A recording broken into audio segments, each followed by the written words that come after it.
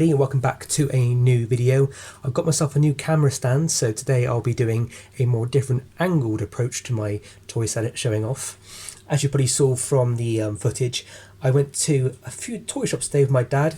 We went to Acme Toys, and we went to Unit B Collectables, and then we also went to one of our favourite shops, Out of This World Toys. So let me show you some of the pickups I got today from Acme Toys. This was all in a bundle.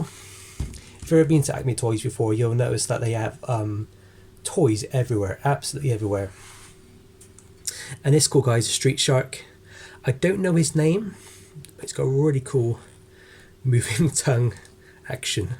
So with Street Sharks, I hardly ever see them for sale, and I know this one is one of the ones that is kind of desirable. Fortunately, he's got loads of scratches on his belly and on his head.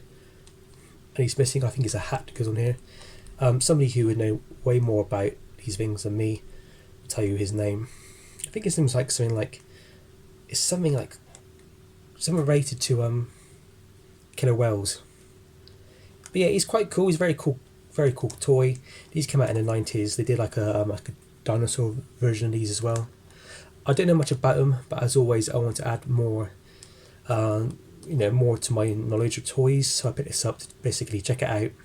I've had a Street Shark before, but I just wanted to know more about the toy line, because a lot of people seem to really like it. You might have watched Leicester Vintage Toys the other day. They're doing an they're doing an online TV series, if you will, where every week they go around to toy shops all around the country, finding new and cool rare toys and stuff. It's really cool. It's nice to see loads of toy shops. We visited quite a few, me and my dad, but last week they went to Acme Toys, and Gav picked up this. Now this is an Evel Knievel. It's a Yeti. It goes with I think it's called the Skull Island or Skull Mountain set. Now I've seen this in Acme Toys a few times. I picked it up myself, and I'd never really looked at what the price was, and it was only £6. I thought, well, when Gav saw it and looked at it, I was like, oh, that's Evel Knievel, that's really cool. And it's actually a Yeti. And I was instantly hooked.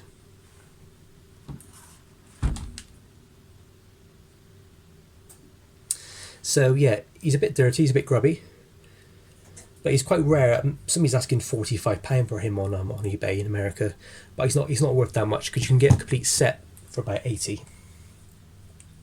And finally, I picked up this awesome Doctor Who jigsaw puzzle.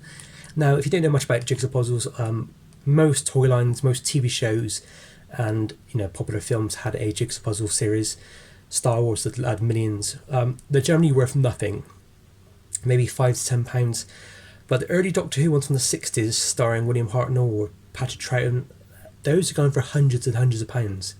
I've seen Coronation Street puzzles from the 60s go for hundreds of pounds. So if you do find them out and about, don't pass them up. I love John Pertwee. He's like my favourite Doctor. Here he is in Bessie, which is like the Doctor's car. So this was £20. So all three of these things actually came to 40,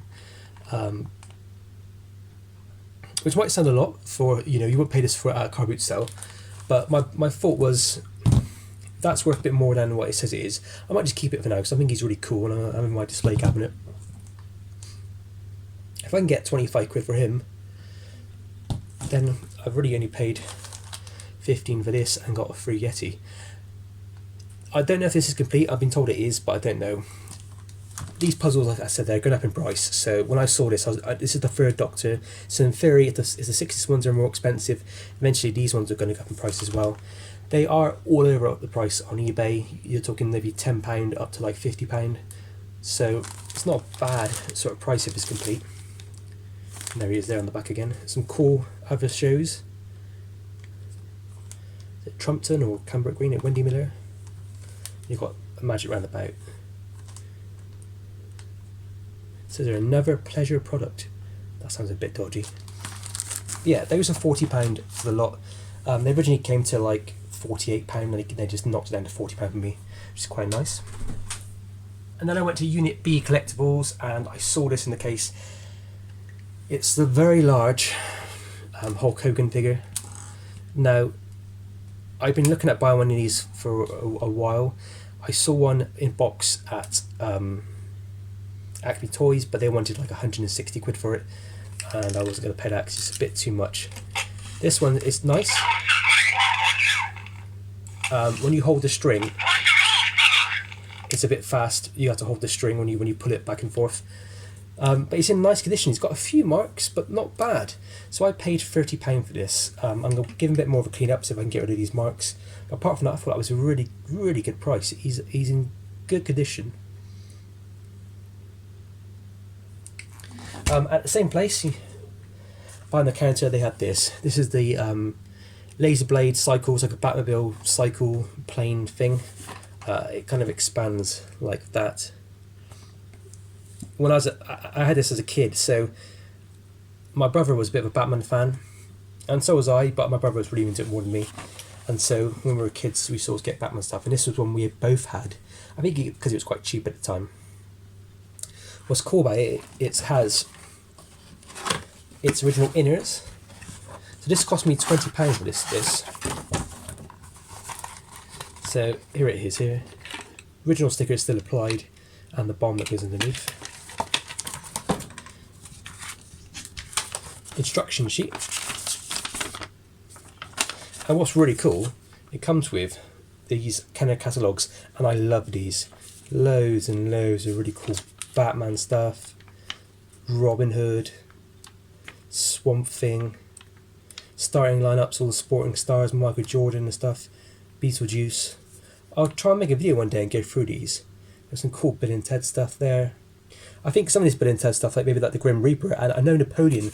I don't think Napoleon was ever released. I think there's some prototypes. Cool Ghostbusters stuff. I think I had most of this as a kid. Yeah, very cool. That was £20. I mean, I would have paid £5 for that catalogue all day long. And this is a childhood toy that I absolutely loved, so £20 was worth it. Now at Out of This World Toys in Stourbridge, my dad bought loads of stuff, loads and loads of really cool stuff. There's a Timpo stuff. He bought a really cool Tommy Gun SAS boxed figure, which you never see. They're not on eBay. They're just so expensive and so rare to find. He bought some boxed 12-inch Star Wars figures from the vintage line. He bought C-3PO. So I didn't buy hardly anything apart from one item, and I didn't really find anything I wanted or needed. I looked about. There was loads of amazing stuff. As you can see from the footage, it's just an amazing shop. And Neil's, in the last 6 months, got it looking really good now. It's filled with lots of like 70s Jerry Anderson stuff, Thunderbirds, Space 1999, UFO, Captain Scarlet, $6 Million Man. There's loads of WWF figures in there. There's loads of the new He-Man stuff and some old stuff as well. Loads of modern Star Wars, loads of vintage, and loads of Jurassic Park. But I have nearly everything of the Jurassic Park line that I want from that shop. So the one thing I really wanted, which I saw behind this counter, he had loads of vintage Star Wars toys. I really wanted the Han Solo in Carbonite figure. The reason why was because I already have the Carbonite, but he had it with the Carbonite, and I thought he was never going to split it. But when I asked him, he did. He did, because he wanted to sell the Carbonite to a friend who wanted it badly. So I picked up the figure. Now, I had this figure in a job lot. You might have seen it on the channel. I spent over like £2,000 on loads and Star Wars stuff, including a load of Last 17. And I had the Carbonite block and I had the figure, but the figure was a bit scratched up. And I thought to myself, do you know what, I could sell it now for £30 and get, because that was quite high at the point. This is like 6 months ago, and I sold it for £30. And I kind of regretted it because I needed it to get. I want to get them graded, gathered together, just because they look really nice in a graded case. They always do these figures. So to get this one at the shop, to actually find one at the shop. Now I could have gone on eBay and paid £40 for one of these in this condition, but I said instead I just paid £50 for it. I just said to Neil, who owns the shop, I'll give you £50, and he agreed straight away. It's a good deal for this figure. It's a nice condition figure. The paint's really well on this, really good. Now that I've got the Carbonite block, the proper one, to go with it, I'm just going to send this off, maybe in the next couple of weeks. I'm going to send this off to UKG and see what it comes back as. It's a really nice figure, and for £50 I was really happy to pay that, because these figures are going up a lot of money. I mean, with the carbonite block, you can get a minimum of like £250 if it's graded in like a UKG 80, which I think this probably will get at least. So guys, that's it. It's been a long day. My throat's aching from talking all the time, and yeah, we met a load of really nice dealers as always.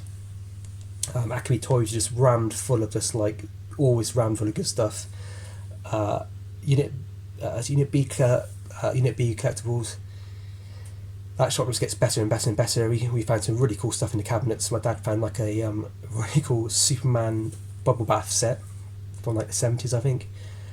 And then finally Out of This World Toys.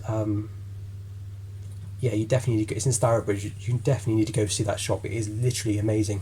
So many good figures, so many good, amazing stuff in the 70s and 80s. Really, really cool. So yeah, as always, guys, thank you very much for watching. Please like and subscribe.